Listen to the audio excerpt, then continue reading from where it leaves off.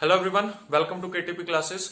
जैसा कि आप जानते हैं कि पीपीएससी ने water supply and sanitation department में सिविल ब्रांच के लिए जेई की 81 पोस्ट अनाउंस की हैं। वहां पर हमारे पास एक सब्जेक्ट है which is construction management and accounts. तो इस सब्जेक्ट के लिए काफी सारे सिविल के स्टूडेंट्स की हमारे पास क्वेरीज आई हैं, जिसके रिस्पॉन्स में हमने construction management and accounts subject के लिए स्पेशल क्लासेस हमने स्टार्ट की हैं। तो अगर आप हमारी क्लासेस को एक्सेस करना चाहते हैं तो आप हमारी ऐप केटीपी क्लासेस को इंस्टॉल कर सकते हैं, और हमारी ऐप का जो लिंक है वो हमने इस वीडियो के डिस्क्रिप्शन में दे दिया है, तो वहां से आप हमारी ऐप को इंस्टॉल कर सकते हैं। तो यहां पर आज के इस लेक्चर में मैं आपके लिए कुछ क्वेश्चंस लेके आया हूं कंस्ट्रक्शन मैनेजमेंट के, जो कि पीपीएससी ने अपने प्रीवियस एग्जाम्स में सेट किए हैं। कंस्ट्रक्शन मैनेजमेंट सब्जेक्ट को पीपीएससी मतलब पिछले जितने भी उन्होंने पेपर लिए हैं या जितने भी उन्होंने एग्जाम्स लिए हैं, वहां पर कंस्ट्रक्शन मैनेजमेंट सब्जेक्ट को उन्होंने उतना ही इंपॉर्टेंट माना है जितना कि बाकी के टेक्निकल सब्जेक्ट्स को वो रखते हैं। इस बार भी कंस्ट्रक्शन मैनेजमेंट को वो वैसे ही इक्वली इंपॉर्टेंट सब्जेक्ट मान के सिलेबस में इंट्रोड्यूस कर चुके हैं। इस बार थोड़ा सा सब्जेक्ट में चेंज है। जो प्रीवियस ईयर एग्जाम से वहां पर ये जो सब्जेक्ट होता था उसका नाम होता था कंस्ट्रक्शन मैनेजमेंट, बट इस बार जो सब्जेक्ट है वो है कंस्ट्रक्शन मैनेजमेंट एंड अकाउंट्स। इस बार जो सिलेबस है उसमें थोड़ा सा इन्होंने कुछ ऐड किया है which is of the account section. ठीक है, अकाउंट सेक्शन का कुछ यहाँ पर ऐड किया है। इसके लिए भी हम क्लासेस ले रहे हैं ऑन आवर ऐप। तो अगर आप हमारी क्लासेस लेना चाहते हैं तो आप हमारी ऐप को इंस्टॉल कर सकते हैं। ओके, चलिए देखते हैं जो हमारे जो प्रीवियस ईयर क्वेश्चंस हैं कंस्ट्रक्शन मैनेजमेंट के। देखिए, मैं जितने भी यहाँ पर क्वेश्चन लेके आया हूँ ये सारे कंस्ट्रक्शन मैनेजमेंट के हैं। इसमें कंस्ट्रक्शन मैनेजमेंट के मतलब इसमें सारे क्वेश्चंस कंस्ट्रक्शन मैनेजमेंट के हैं। इसमें कोई भी क्वेश्चन अकाउंट्स का नहीं है, क्योंकि अकाउंट्स का क्वेश्चन अभी तक प्रीवियस ईयर पेपर्स में नहीं देखने को आया है। ओके, चलिए देखते हैं। और ये सारे क्वेश्चंस एसडीओ के एग्जाम के हैं, और water supply and sanitation department में भी ये क्वेश्चंस पूछे जा चुके हैं। ओके, चलिए देखते हैं। देखिए, कंस्ट्रक्शन मैनेजमेंट एंड अकाउंट्स में या कंस्ट्रक्शन मैनेजमेंट में जो सबसे ज्यादा इंपॉर्टेंस पीपीएससी ने दी है वो दी है प्रोजेक्ट शेड्यूलिंग को, सीपीएम एंड पर्ट को। ओके, तो सीपीएम एंड पर्ट जो है वो बहुत ही इंपॉर्टेंट टॉपिक है कंस्ट्रक्शन मैनेजमेंट का। ज्यादातर क्वेश्चन इसी टॉपिक में से पूछे गए हैं। चलिए देखते हैं क्वेश्चन नंबर 1। इट इज यहां पर पूछा है total project cost initially reduces and then increases with time, increases with increase in time, reduces with increase in time, initially increase and then reduces with increase in time. तो यहां पर क्या पूछा है कि प्रोजेक्ट की कॉस्ट जो है उसका टाइम के साथ वेरिएशन कैसा होता है। सिंपली ये चीज पूछिए, टाइम के साथ प्रोजेक्ट की कॉस्ट कैसे वेरी करती है। तो देखिए, किसी भी जो प्रोजेक्ट की कॉस्ट होती है उसमें हमारे पास दो तरह की कॉस्ट आती है। वन इज डायरेक्ट कॉस्ट होती है, और एक होती है इनडायरेक्ट कॉस्ट। इन दोनों का सम ही आपकी टोटल प्रोजेक्ट कॉस्ट होता है। ओके, इन दोनों का सम ही आपका टोटल प्रोजेक्ट कॉस्ट होता है। जो डायरेक्ट कॉस्ट होता है इसमें जो आपकी फिक्स्ड कॉस्ट है वो आती है जनरली। ठीक है, जैसे फॉर एग्जांपल लेबर की कॉस्ट होगी या कुछ रॉ मटेरियल की कॉस्ट होगी। ठीक है, तो ये सारी कॉस्ट यहां पर डायरेक्ट कॉस्ट में आती है। उसके बाद इनडायरेक्ट कॉस्ट में कौन सी कॉस्ट आती है। इनडायरेक्ट कॉस्ट में आपके जो डेली रेंट्स हैं। ठीक है, कोई भी आपने मशीनरी ली है तो उस मशीनरी का कुछ रेंट होगा जो कि आपका पर डे के हिसाब से रहेगा। ठीक है, तो वो पर डे के हिसाब से रेंट आएगा, और जैसे जैसे अब आपके प्रोजेक्ट के दिन बढ़ते जाएंगे वैसे वैसे उसका रेंट भी क्या होता जाएगा, कलेक्ट होता जाएगा। मींस जो इनडायरेक्ट कॉस्ट है, इनडायरेक्ट कॉस्ट जो है it increases with increase in time. Indirect cost increase with increase in time. Indirect cost जो है ये टाइम के साथ इंक्रीज करती रहती है। क्यों इंक्रीज करती है, क्यों इंक्रीज करती है, क्योंकि ये डेली रेंट्स हैं। जैसे ठीक है, जैसे किसी भी मशीनरी को अगर आप रेंट पे ले रहे हो तो आपको उसका रेंट डेली पे करना पड़ेगा, और जितना आपका प्रोजेक्ट का टाइम बढ़ेगा उतना आपका कॉस्ट भी बढ़ेगा। ओके, और डायरेक्ट कॉस्ट जो है, डायरेक्ट कॉस्ट में आपकी सिंपली लेबर की कॉस्ट आती है, या फिर आप बोल सकते हो कि यहां पर जो रॉ मटेरियल है उसकी कॉस्ट आती है। ठीक है, डायरेक्ट कॉस्ट में जो होती है ये आपके पास दो कॉस्ट होती है। वन इज नॉर्मल कॉस्ट होता है, और एक होता है आपके पास क्रैशिंग कॉस्ट। ओके, ये दो तरह की यहां पर कॉस्ट आती है। Okay, normal cost is generally fixed, normal cost आपकी फिक्स रहती है। ठीक है, और बट क्रैशिंग कॉस्ट यहां पर बढ़ जाती है। क्रैशिंग कॉस्ट जो है, क्रैशिंग कॉस्ट आपकी वेरी कर सकती है। ठीक है, क्रैशिंग कॉस्ट आपकी वेरी कर सकती है। जैसे जैसे आप किसी भी एक्टिविटी को क्रैश करेंगे, क्रैश करने का मतलब है कि किसी भी एक्टिविटी का टाइम ड्यूरेशन कम करना। क्रैश करने का क्या मतलब है? किसी भी एक्टिविटी का टाइम ड्यूरेशन कम कर देना। तो जैसे जैसे आप किसी भी एक्टिविटी को क्रैश करोगे, वैसे वैसे एक्टिविटी का जो कॉस्ट है वो बढ़ता जाएगा। क्लियर? फॉर एग्जाम्पल, जैसे आप किसी भी, फॉर एग्जाम्पल आपने किसी से कोई प्रोजेक्ट करवाना है, जैसे कि फॉर एग्जाम्पल आपने एक दिन का कोई प्रोजेक्ट है, आपने घर पे एक दिहाड़िया लगाया है, ठीक है, लेबर लगाया है, जिससे आपने वेजिटेबल्स लगवाने हैं। ओके, सो वो क्या बोलेगा आपको आगे कि मैं 350 रुपीज लूंगा, 350 रुपीज लूंगा,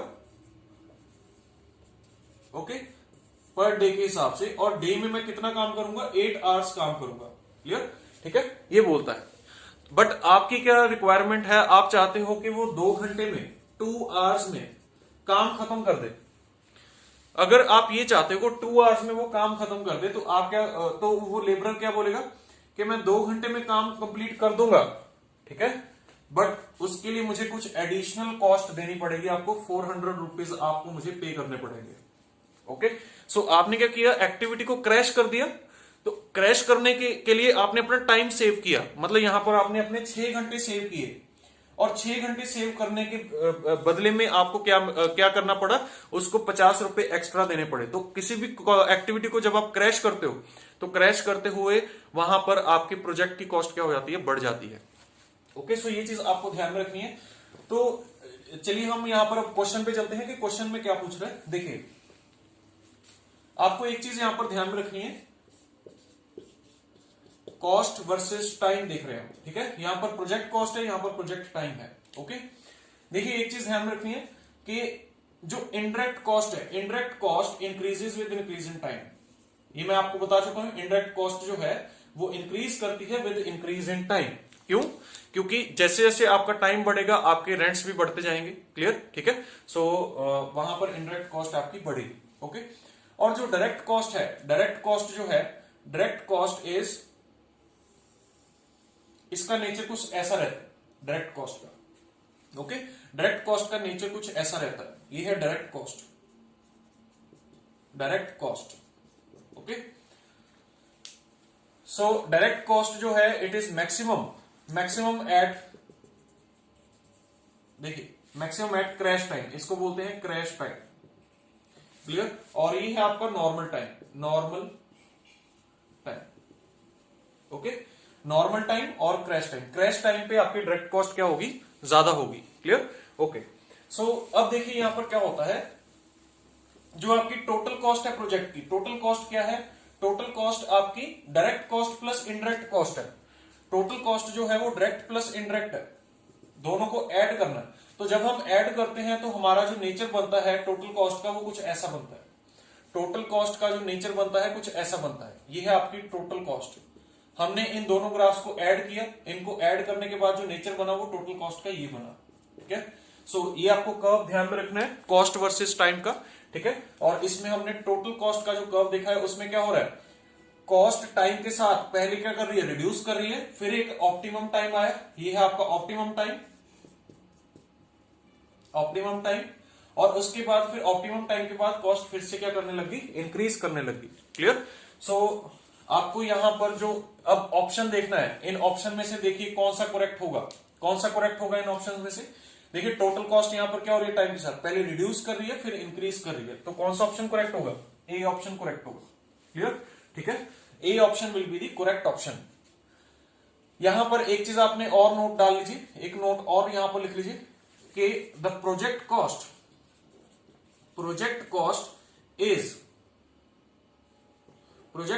is maximum at crash time. Crash time, crash time क्या है? क्रैश टाइम एक ऐसा टाइम है जिससे कम प्रोजेक्ट का टाइम क्रैश नहीं हो सकता।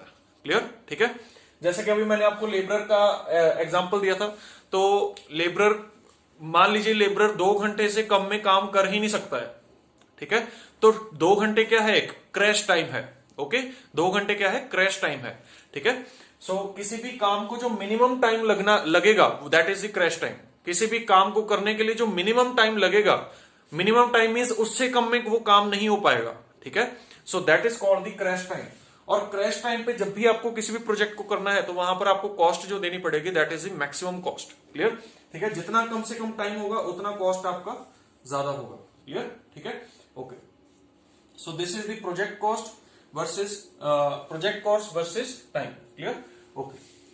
नेक्स्ट क्वेश्चन देखिए, which of the following is an activity. यहां से पूछा है कि एक्टिविटी को, इनमें से कौन सी एक्टिविटी, किसको हम एक्टिविटी बोलेंगे। देखिए एक्टिविटी में आपने एक चीज ध्यान रखनी है, टाइम एंड रिसोर्स कंज्यूम होता है। ठीक है, टाइम एंड रिसोर्स कंज्यूम होता है। ठीक है, जहां पर भी टाइम और रिसोर्स कंज्यूम होता है तो मतलब एक्टिविटी हो रही है कुछ ना कुछ। देखिए तीनों ही क्या है, पहली ऑप्शन क्या है, कंस्ट्रक्शन ऑफ फाउंडेशन मतलब नींव रख रहे हैं हम, बिल्डिंग की नींव रख रहे हैं। ठीक है, तो वहां पर कंस्ट्रक्शन चल रही है, तो इट मींस वहां पर एक्टिविटीज चल रही है कुछ ना कुछ। ठीक है, टाइम भी निकल रहा है वहां पर और रिसोर्स भी यूज हो रहे हैं। ठीक है, मटेरियल्स भी यूज हो रहे हैं, लेबर भी यूज हो रहा है। ठीक है, कंस्ट्रक्शन ऑफ रूफ, जब भी रूफ की कंस्ट्रक्शन हो रही है मतलब लेंटर डल रहा है। ठीक है, बिल्डिंग का लेंटर डल रहा है तो इट मींस क्या है, उसमें भी कंस्ट्रक्शन हो रही है, रिसोर्सेज भी यूज हो रहे हैं, टाइम भी यूज हो रहा है। Construction of A super structure, जहां पर भी सुपर स्ट्रक्चर आप किसको बोलते हो, जिसकी डिग्री ऑफ फ्रीडम नेगेटिव हो। ठीक है, जिसकी डिग्री ऑफ फ्रीडम अगर नेगेटिव हो तो उसको हम क्या बोलेंगे, सुपर स्ट्रक्चर बोलेंगे। ठीक है, तो अगर आप सुपर स्ट्रक्चर बना रहे हो, सुपर स्ट्रक्चर भी एक तरह का बिल्डिंग हो सकता है। ठीक है, क्योंकि बिल्डिंग का डिग्री ऑफ फ्रीडम हमेशा आप क्या रखते हो, 0 से कम ही रखते हो, क्योंकि वहां पर उसको as a superstructure extra supports provide करना किसी भी चीज को, तो that is called the superstructure. ठीक है, जहां पर भी एक्स्ट्रा सपोर्ट्स आप देते हो that is called the super structure. तो अगर आप कंस्ट्रक्शन कर रहे हो, देखिए जहां पर भी कंस्ट्रक्शन वर्ड आ रहा है that is an activity. So it means इसका ऑप्शन करेक्ट कौन सा होगा, ऑल ऑफ दीज। ठीक है, क्योंकि कंस्ट्रक्शन में टाइम और रिसोर्स दोनों चीजें यूज हो रही हैं। ठीक है, next question is flow of time in a network. देखिए ये हम हमारी प्रीवियस क्लासेस में डिस्कस कर चुके हैं, जो हमने ऐप पर अपलोड की हैं, तो वहां पर हमने ये चीज पढ़ चुके हैं कि किसी भी नेटवर्क को जब हम ड्रॉ करते हैं तो नेटवर्क को इस डायरेक्शन में ड्रॉ करते हैं। ठीक है, इधर ये हमारी कुछ एक्टिविटीज हैं। ठीक है, इस तरीके से। क्लियर, ये आपकी एक्टिविटीज चल रही है। Clear, 1 activity, 2 activity, 3 activity, 4 activity, 5 activity, 6 activity. तो इसमें टाइम ये 0 से स्टार्ट हुआ टाइम और कुछ टी टाइम तक चल रहा है, ये पूरा प्रोजेक्ट चल रहा है। तो इट मींस इसमें टाइम किधर की तरफ फ्लो कर रहा है, फ्रॉम लेफ्ट टू राइट। तो यहां पर जो ऑप्शन करेक्ट होगा, from left to right. Clear, so this is your correct option. Okay, so network में कभी भी जब फ्लो ऑफ टाइम की बात करेंगे तो वो लेफ्ट टू राइट ही फ्लो करता है। Okay, next is negative float for an activity means that activity is. Okay, तो यहां पर पूछा है कि नेगेटिव फ्लोट का क्या मतलब है, नेगेटिव फ्लोट की वजह से एक्टिविटी पे क्या असर पड़ता है। ओके, क्या होता है, नेगेटिव फ्लोट कब होता है। देखिए हम ये भी चीज डिस्कस कर चुके हैं हमारी प्रीवियस क्लासेस में। ओके, तो जब भी नेगेटिव फ्लोट होता है तो वहां पर एक्टिविटी जो हो जाती है वो सुपर क्रिटिकल एक्टिविटी हो जाती है, सुपर क्रिटिकल एक्टिविटी हो जाती है। क्लियर, नेगेटिव फ्लोट के केस में एक्टिविटी जो हो जाती है वो सुपर क्रिटिकल एक्टिविटी हो जाती है। क्रिटिकल एक्टिविटी के लिए फ्लोट क्या रहता है, क्रिटिकल एक्टिविटी के लिए फ्लोट जो रहता है that is 0। Clear, critical activity के लिए फ्लोट 0 होता है। सब क्रिटिकल के लिए फ्लोट जो होता है दैट इज पॉजिटिव। सब क्रिटिकल के लिए फ्लोट क्या होता है, पॉजिटिव। और सुपर क्रिटिकल के लिए फ्लोट क्या होता है, नेगेटिव होता है। क्लियर, और फ्लोट का यहां पर मतलब क्या है, फ्लोट इज द फ्लेक्सिबिलिटी। ठीक है, किसी भी एक्टिविटी पे कितनी फ्लेक्सिबिलिटी है, फ्लेक्सिबिलिटी मतलब कि किसी भी एक्टिविटी को आप डिले कर सकते हो या नहीं कर सकते हो। ओके, कितना डिले कर सकते हो, मैक्सिमम कितना डिले कर सकते हो, that is called the float. Okay, so जो क्रिटिकल एक्टिविटीज होती हैं वो ऐसी एक्टिविटीज है जो बिल्कुल टाइम पे है। ओके, तो बिल्कुल टाइम पे खत्म होंगी आगे। ठीक है, जो आपने टाइम डिसाइड किया उस टाइम पे खत्म होंगी। ठीक है, सो इट मींस क्रिटिकल एक्टिविटी में आप अगर थोड़ा सा भी डिले करोगे तो आप उस टाइम से जो आपने सोचा था उससे डिले हो जाओगे। Clear, so it means critical activity में नो डिले। ठीक है, यहां पर no delay. Clear, no delay is possible. Clear, critical activities में डिले पॉसिबल नहीं है। क्लियर, सब क्रिटिकल एक्टिविटीज में क्या होता है, delay can be possible, delay can be possible. ठीक है, ये आपकी टाइम से एडवांस चल रही है एक्टिविटीज, तो जो भी एक्टिविटीज टाइम से एडवांस चल रही है तो उनमें आप क्या कर सकते हो, डिले कर सकते हो। ठीक है, delay can be possible. Clear, और सुपर क्रिटिकल एक्टिविटीज कौन सी होते हैं, जो ऑलरेडी डिले हो चुकी हैं, ऑलरेडी डिले हो चुकी हैं, तो इसीलिए इनकी फ्लेक्सिबिलिटी नेगेटिव हो जाती है, रिजिड हो जाती है ये एक्टिविटीज। ठीक है, ऑलरेडी डिले हो चुकी है एक्टिविटीज। क्लियर। अब आप इनको नहीं इंप्रूव नहीं कर सकते हो, क्लियर। जो ऑलरेडी डिले हो चुकी है तो वो ऑलरेडी मतलब डिले हो चुकी है, ठीक है, काम आपका पीछे रह चुका है, तो अब आप उसको कवर नहीं कर सकते हो। कवर अगर करोगे तो वो कैसे करना पड़ेगा, आपको रिसोर्सेज बढ़ाने पड़ेंगे अपने, क्लियर, ठीक है। जो इनपुट रिसोर्सेज है उनको आपको बढ़ाना पड़ेगा, तभी आपका डिले जो है वो कवर हो पाएगा, clear. So this was the concept of negative flow, ठीक है। आपको एक चीज और यहां पर ध्यान में रखनी है, कई बार स्लैग के बारे में भी पूछते हैं, ठीक है, स्लैग के बारे में भी पूछते हैं। तो यहां पर मैं स्लैग के बारे में भी बता देता हूं कि जो स्लैग होता है for critical activity, slack is equal to 0, okay.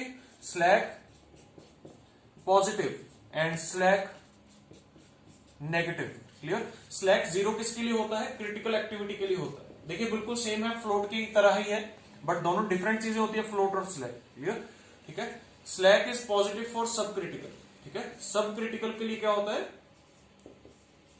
Slack positive होता है, और स्लैग नेगेटिव होता है for super critical activities. Super critical activities के लिए स्लैग जो होता है वो नेगेटिव होता है, क्लियर, ठीक है। So these are the 4 questions. अब देखते हैं हम अगले क्वेश्चंस, ठीक है। सो अब देखते हैं अगले क्वेश्चंस।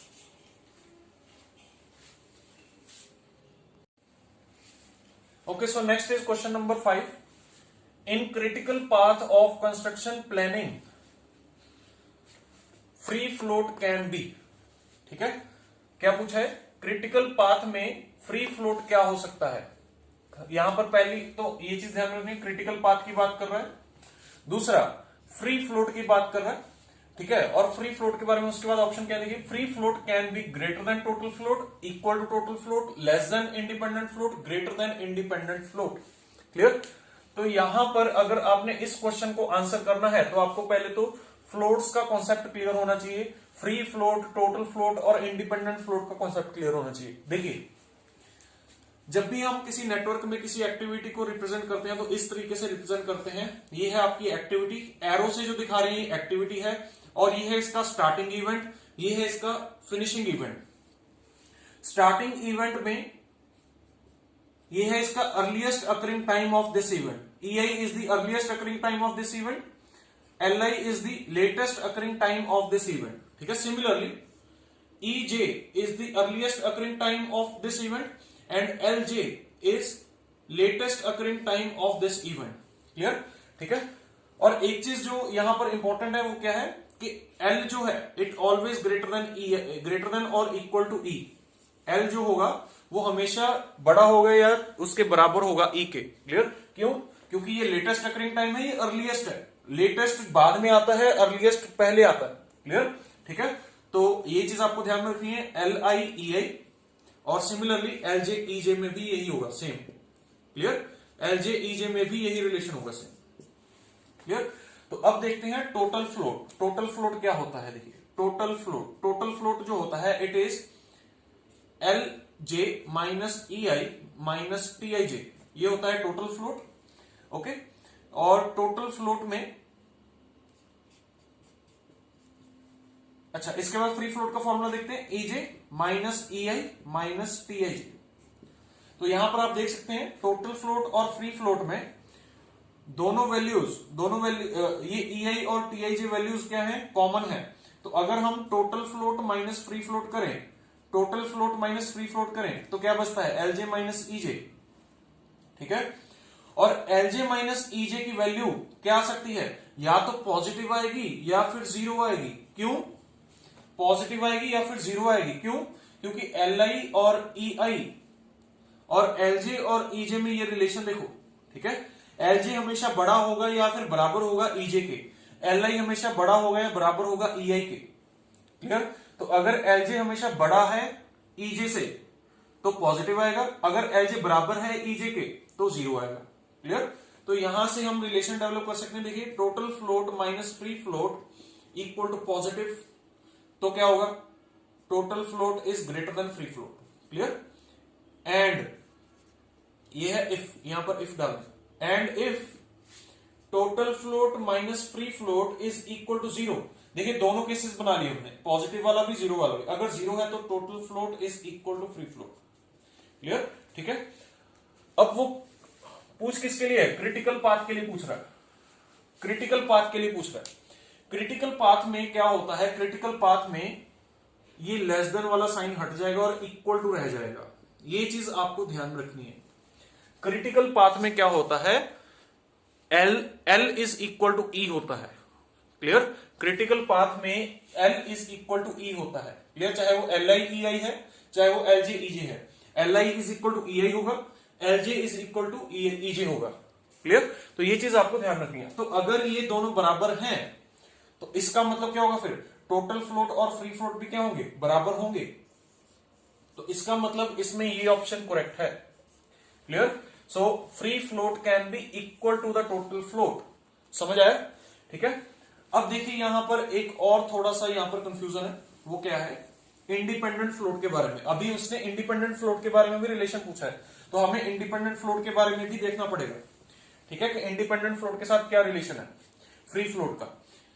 इंडिपेंडेंट फ्लोट जो होता है, independent float is equal to होता है EJ minus LI minus TIJ, ये होता है इंडिपेंडेंट फ्लोट। और फ्री फ्लोट हमें पता है कि फ्री फ्लोट क्या होता है, free float is equal to EJ minus EI minus TIJ, clear, this is the free float. तो यहां पर हम independent float minus free float करके देखते हैं, free float, independent float minus free float करके देखिए क्या बनेगा।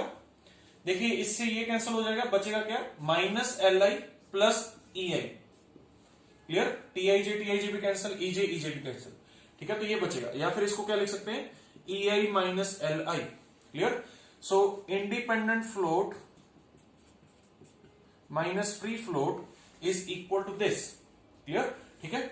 एंड फॉर क्रिटिकल पाथ, अगर बात करें क्रिटिकल पाथ की, तो क्रिटिकल पाथ में क्या होगा, EI is equal to LI होगा, clear.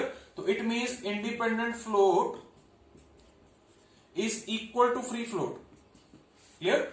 Independent float is equal to free float, समझ आया। तो it means independent float free float के बराबर होगा क्रिटिकल पाथ के लिए भी, ठीक है, क्लियर। तो अब देखिए इनमें option less than independent float, greater than independent float, दोनों ही इनकरेक्ट है यहां पे, क्लियर। अगर यहां पर सिंपली बोला होता इन a network of construction planning, किसी नेटवर्क में कंस्ट्रक्शन प्लानिंग के किसी नेटवर्क में फ्री फ्लोट, टोटल फ्लोट और इंडिपेंडेंट फ्लोट में क्या रिलेशन होता है, ठीक है। तो वहां पर आपको एक चीज ध्यान में रखनी पड़ेगी, वहां पर आपको L greater than equal to E लेना पड़ेगा, बस उससे आप सॉल्व कर लीजिएगा, आंसर आ जाएगा, ठीक है। इंडिपेंडेंट फ्लोट का फ्री फ्लोट के साथ और टोटल फ्लोट का भी फ्री फ्लोट के साथ, okay. So this was the concept behind this question, okay. So इसका आंसर क्या आएगा, equal to total float, okay. So next question देखिए, next question is which of the following is dummy activity, इनमें से dummy activity कौन सी है। देखिए options देखिए क्या है, awaiting the arrival of concrete material, ठीक है, किसी चीज की वेट कर रहे हैं यहां पे, ये चीज ध्यान रखिए, यहां पर किसी चीज की वेट कर रहे हैं, यहां पर एक्सकेवेशन चल रही है, मतलब खुदाई चल रही है ऑफ फाउंडेशंस, ठीक है। लेइंग द फाउंडेशन, मतलब यहां पर क्या कर रहे हैं, ब्रिक्स लगा रहे हैं वहां पर, ठीक है, क्लियर, फाउंडेशन का काम चल रहा है। यहां पर फाउंडेशन की क्योरिंग कर रहे हैं, क्लियर, मतलब धूप वगैरह लगवा रहे हैं उसको, क्लियर। तो इट मींस इनमें से कौन सा जो एक्टिविटी है वो क्या है, डमी एक्टिविटी है। डमी एक्टिविटी में ना तो टाइम यूज होता है ना रिसोर्स यूज होता है, ठीक है। देखिए एक्सकेवेशन में क्या हो रहा है, लेबर भी यूज हो रहा है, मटेरियल भी यूज हो रहा है, ठीक है। लेइंग में क्या हो रहा है, लेइंग में भी ब्रिक्स भी यूज हो रही है, ठीक है, लेबर भी यूज हो रहा है, टाइम भी यूज हो रहा है। क्योरिंग में आपका कुछ ना कुछ हीट ट्रीटमेंट चल रहा है, तो हीट ट्रीटमेंट में कुछ भी हो सकता है, ठीक है, कि आप मतलब कुछ ना कुछ उसको एनर्जी इनपुट दे रहे हो, ठीक है। तो यहां पर भी रिसोर्सेज आपके यूज हो रहे हैं, heat in the form of coal भी हो सकता है, क्लियर, कोल बर्निंग के बाद उससे आप हीटिंग दे रहे हो। तो यहां पर बचता कौन सा है, अवेटिंग। जब भी आप किसी चीज की वेट करते हो तो वेट करने में डमी एक्टिविटी यूज होती है, क्लियर। जहां पर भी वेटिंग का कॉन्सेप्ट है वहां पर डमी एक्टिविटी यूज होगा, क्लियर, क्योंकि वेटिंग में देखिए टाइम आपका वेस्ट हो रहा है और रिसोर्स भी कोई यूज नहीं हो रहा है, लेबर आपकी फ्री बैठी है, ठीक है। जब आप किसी चीज की वेट कर रहे हो तो आप मतलब फ्री बैठे हो, आप किसी चीज को अभी वेट कर रहे हो, ठीक है।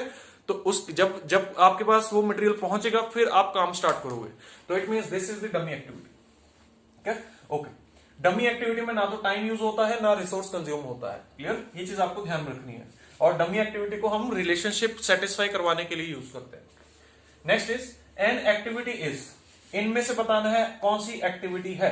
Clear, movement of heavy vehicle from one place to other, an element of work entailed in a project, beginning और end of a specific job, progress of work up to a certain limit. बताइए इसमें से कौन सा option correct है। जब हम activity की बात करते हैं तो हम with reference to some project की बात करते हैं। पहली बात तो आपने ये ध्यान रखना है, जब भी हम किसी एक्टिविटी की बात करते हैं तो with reference to some project की बात करते हैं। ठीक है, और प्रोजेक्ट में कोई वर्क एलिमेंट को ही आप क्या बोलते हो, एक्टिविटी बोलते हो। क्लियर, ठीक है। देखिए ये ऑप्शन करेक्ट क्यों नहीं है, ये है बिगिनिंग और end of a specific job. किसी एक स्पेसिफिक जॉब, अगर आप स्पेसिफिक जॉब कर रहे होते तब बोलते कि ये एक्टिविटी है। अब आप इसमें कोई जॉब कर नहीं रहे हो, इसमें क्या हो गया, इसमें आप या तो अभी स्टार्ट किया है, जिस पॉइंट पे आपने स्टार्ट किया है, देखिए ये चीज आपको ध्यान में रखना है। ये है आपका जॉब, ये है बिगिनिंग और ये है आपका एंड। ठीक है, बिगिनिंग में, एंड में, बीच में जॉब आ रहा है। ठीक है, बिगिनिंग में कोई टाइम नहीं यूज हो रहा, बिगिनिंग एक मोमेंट है, बिगिनिंग एक मोमेंट है जिस मोमेंट पे जॉब स्टार्ट हुई है। तो अभी इस मोमेंट पे जॉब स्टार्ट हुई है तो ये इसको आप एक्टिविटी कंसीडर नहीं करोगे।